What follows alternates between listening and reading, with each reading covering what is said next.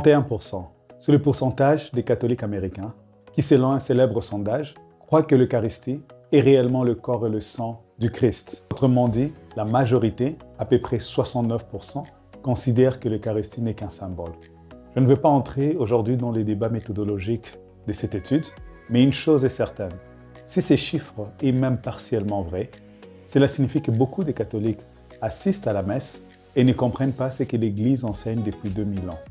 Et cela nous conduit dans une question fondamentale. Lorsque les catholiques s'agenouillent devant une hostie consacrée, lorsqu'ils adorent le Saint-Sacrement, lorsqu'ils suivent une procession eucharistique dans la rue, qu'est-ce qu'ils sont réellement en train de faire? Est-ce qu'ils adorent du pain? Parce que soyons honnêtes, si Jésus n'est pas réellement dans l'Eucharistie, alors il faut le dire franchement, ce serait de l'idolâtrie. Et pourtant, pendant 20 siècles, les saints, les martyrs, les évêques, des théologiens et des millions de chrétiens consacrés à la foi chrétienne ont exactement affirmé le contraire, que ce n'était pas de l'idolâtrie, mais que c'était la précieuse personne de Jésus. Alors, qui a raison? Et surtout, comment en est-on arrivé là? Pour répondre à cette question, je voudrais vous raconter une découverte qui a complètement changé ma manière de voir l'Eucharistie. Pendant longtemps, je pensais comprendre tout sur ce sujet. Je connaissais Jean chapitre 6, je connaissais la dernière scène, quand Jésus avant la croix dit « Prenez et mangez mon corps, voici mon corps ». Je connaissais même le Notre Père, qu'on faisait à la maison et à la messe. Mais il y avait un détail que je n'avais jamais remarqué. Et lorsque je l'ai remarqué et je l'ai compris, toute ma compréhension de l'Eucharistie a complètement changé. Au point que je commençais même à chercher des occasions à aller à la messe pendant les jours de semaine quand cela était possible. Tout a commencé avec un livre qui m'a posé cette question. Pourquoi est-ce que Jésus nous apprend à prier « Donne-nous aujourd'hui notre pain quotidien » lorsque nous faisons la prière du Notre Père? À première vue, cela paraît banal comme question, mais réfléchissons un tout petit peu. Voyez-vous, les spécialistes bibliques du Nouveau Testament, quand ils étudient cette phrase, ils tombent sur quelque chose d'extrêmement étrange. Le mot grec utilisé pour quotidien, donne-nous aujourd'hui notre pain quotidien, c'est le mot épikousios. Et voici le problème. Ce mot, on ne le trouve pratiquement jamais dans aucune littérature grecque antique. C'est un néologisme, ce qui veut dire c'est un mot qui apparaît pour la première fois. Néo qui veut dire nouveau, logisme, logos qui veut dire parole. Donc c'est un nouveau mot qui apparaît. C'est un mot unique, épikousios. Comme si Jésus venait d'inventer une expression spéciale à ce moment-là. Pendant des siècles, les chrétiens se sont demandé comment mieux interpréter ou traduire ces mots quand ils écrivaient la Bible. Que voulait-il dire réellement puisqu'il n'y en avait pas d'autres fois où ce mot fut utilisé dans le passé? Saint Jérôme, le grand traducteur de la Bible, de la Vulgate, au IVe siècle, ne traduit pas ce mot par le mot quotidien que nous utilisons en français. Il traduit cela littéralement par super substantiel. Voyez-vous, le mot épikousios est fait de deux mots. Épi, qui veut dire sur ou bien au-dessus ou qui transcende, et puis ousios, qui veut dire la nature ou la substance. Donc, épikousios veut dire quelque chose qui est au-dessus de la substance ou sur-substantiel ou surnaturel. Autrement, c'est un pain qui dépasse la réalité ordinaire, un pain épikousios naturel, surnaturel. Un pain qui est venu d'en haut, épi qui vient d'en haut, qui est d'au-dessus. Et il n'est pas seul à réaliser cela. Saint Cyril aussi, de Jérusalem au IVe siècle, un contemporain de Saint Jérôme, lui aussi explique que c'est un pain non naturel, mais un pain sacré. Il dit, le pain n'est pas commun, mais c'est un pain sacré et substantiel. La lecture mystagogique 23.15. Lorsque j'ai découvert cela dans les travaux du théologien Brant Pitre, dans son ouvrage Jesus and the Jewish Root of the Eucharist, une question s'est imposée à moi.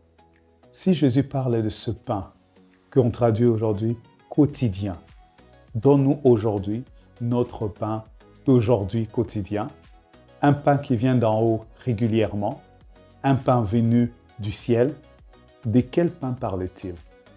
Et la réponse était claire. pour sa première audience juive du 1er siècle, car cela ne pouvait faire que référence à une seule chose dans leur histoire. Et là, mon esprit est rentré vers l'Exode, car pendant l'Exode du peuple d'Israël, hors de l'Égypte vers la terre promise, le seul pain qui leur était donné tous les jours était appelé la manne. La manne était aussi regardée comme un pain d'une substance supérieure, d'une origine qui nous vient d'au-delà nos sens sensoriels. Elle était aussi appelée par les Juifs le pain des anges. Le psaume 78, verset 5 dit ceci: « L'homme a mangé le pain des anges.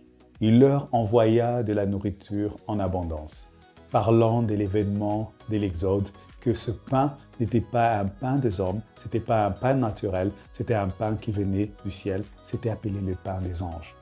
Donc, chaque matin, Dieu nourrit son peuple dans le désert avec ce pain surnaturel.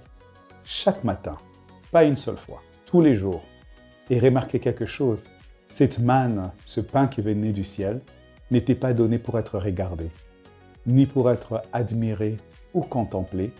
Elle n'était pas simplement donnée pour être étudiée, elle était donnée pour être mangée. D'ailleurs, Moïse explique ceci dans Exode 16, 15, et Moïse leur dit: « C'est le pain que l'Éternel vous a donné à manger. » Voyez-vous, un pain à manger. Puis plusieurs siècles après, Jésus arrive et il prononce des paroles qui auraient choqué n'importe quel juif du 1er siècle. Ce n'est pas Moïse qui vous a donné le vrai pain qui vient du ciel. Jésus s'exclame. Vous pouvez imaginer le choc de son audience. Et il ajoute: « Moi, je suis le pain vivant descendu du ciel. » Jean chapitre 6, verset 41. Imaginez ce que cela signifie. Jésus s'identifie à la manne et il dit que c'est lui qui est ce pain, le vrai pain qui est descendu du ciel. Jésus ne dit pas simplement qu'il enseigne la vérité, chose qu'il fait. Il ne dit pas simplement qu'il montre le chemin ou qu'il est le chemin, c'est qu'il est aussi. Il affirme être lui-même le pain qui est descendu du ciel, donc la manne. Autrement dit, la manne que nous trouvons dans les livres d'Exode n'était qu'une préparation, une image, une typologie, une prophétie. Et maintenant, le vrai pain était réellement arrivé.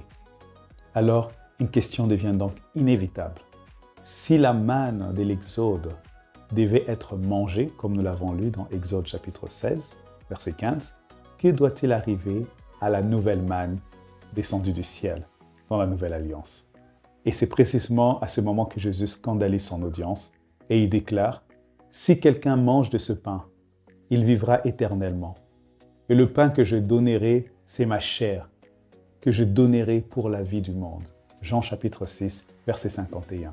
Puis il ajoute ceci: « Ma chair est vraiment une nourriture et mon sang est vraiment un breuvage. » Jean chapitre 6, verset 55. Et cela provoque les disciples et beaucoup de disciples s'en vont et le quittent. Le texte nous dit dans Jean chapitre 6, verset 66, « Dès ce moment, plusieurs de ses disciples se retirèrent et ils n'allaient plus avec lui. » Ils quittent Jésus. Pourquoi? Parce qu'ils comprennent exactement ce qu'il est en train de leur dire. Ils connaissent leur histoire et ils comprennent les paroles de Jésus. Et ils trouvent cela insupportable. Dans Jean chapitre 6, verset 60, il nous est dit: « Plusieurs de ses disciples, après l'avoir entendu dire « Cette parole est dure, qui peut l'écouter ?» Mais Jésus ne les rappelle pas. Il ne dit pas « Hé, attendez, ce n'était que symbolique. » Non, il les laisse partir. Parce que le scandale n'était pas un malentendu. Le scandale était la vérité. Voyez-vous, Jésus les dit par ses propres paroles. Dans Jean chapitre 6, verset 52, là-dessus, les Juifs disputaient entre eux, disant: « Comment peut-il nous donner sa chair à manger ?» Jésus leur dit, verset 53, « En vérité, je vous l'ai dit, si vous ne mangez la chair du Fils de l'homme, et si vous ne buvez son sang, vous n'avez point la vie en vous-même.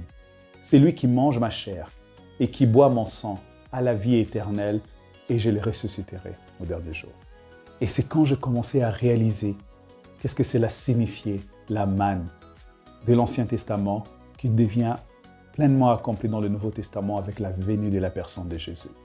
Et à ce moment, je ne regardais plus le pain consacré comme un simple pain, mais comme la précieuse personne de Jésus au milieu de nous. C'était donc Jésus présent au milieu de nous, dans la forme visible d'un pain. Et il s'offrait à nous afin que nous puissions le manger, ce pain surnaturel, épiousios, afin qu'on ait la vie éternelle. Car voyez-vous, bien que la manne était physique, elle avait aussi des propriétés qui permettaient de nourrir l'esprit.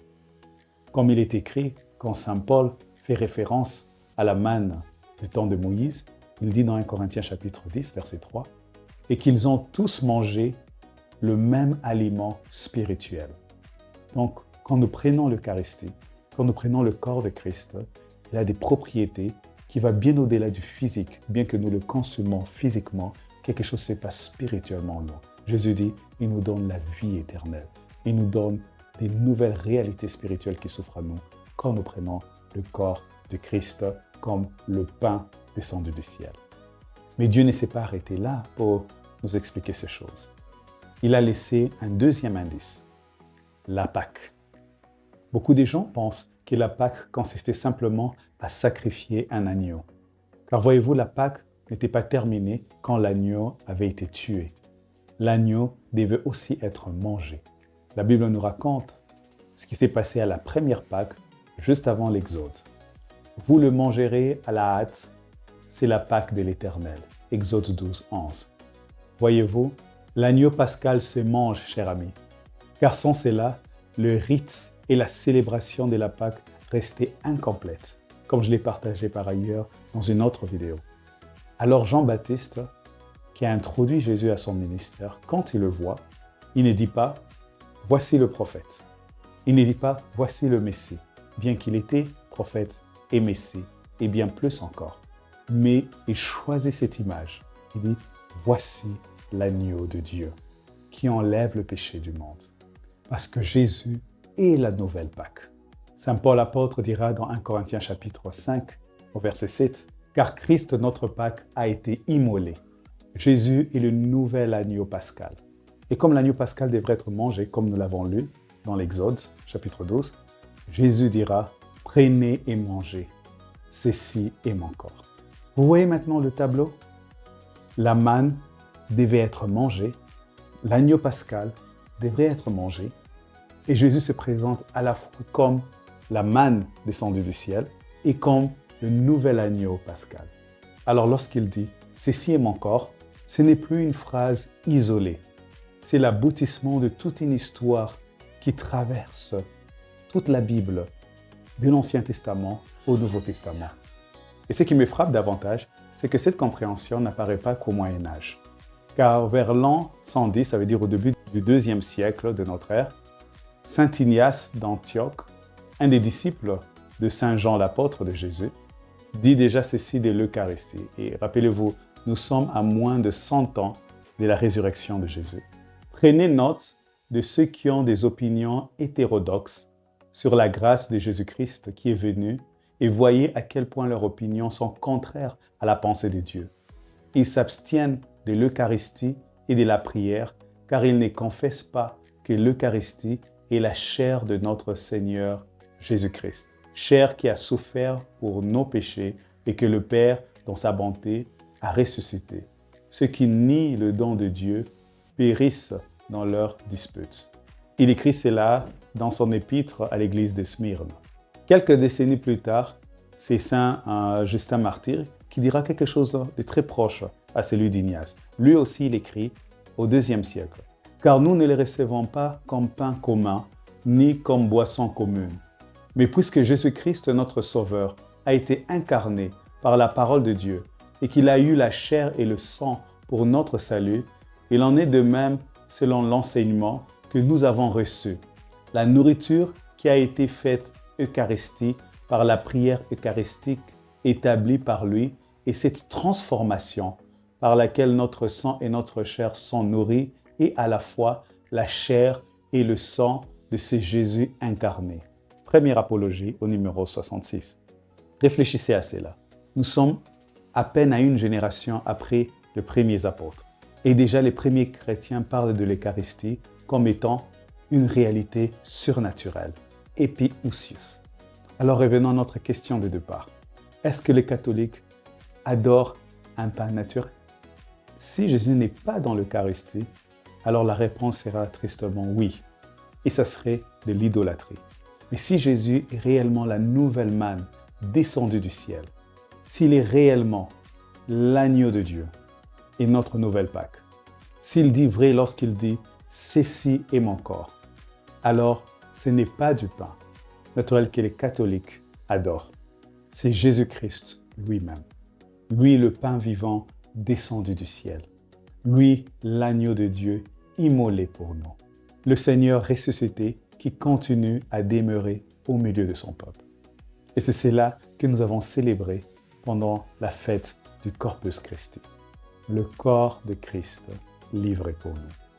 Alors je vous encouragerai à tous de pouvoir réfléchir et étudier sur ce sujet et de réaliser que chaque fois que nous sommes dans la présence de la Sainte Eucharistie, quand il est élevé par le prêtre, nous sommes devant la présence même de Jésus-Christ. Lui, la manne descendue du ciel. Lui qui est notre Pâque. Que Dieu vous bénisse.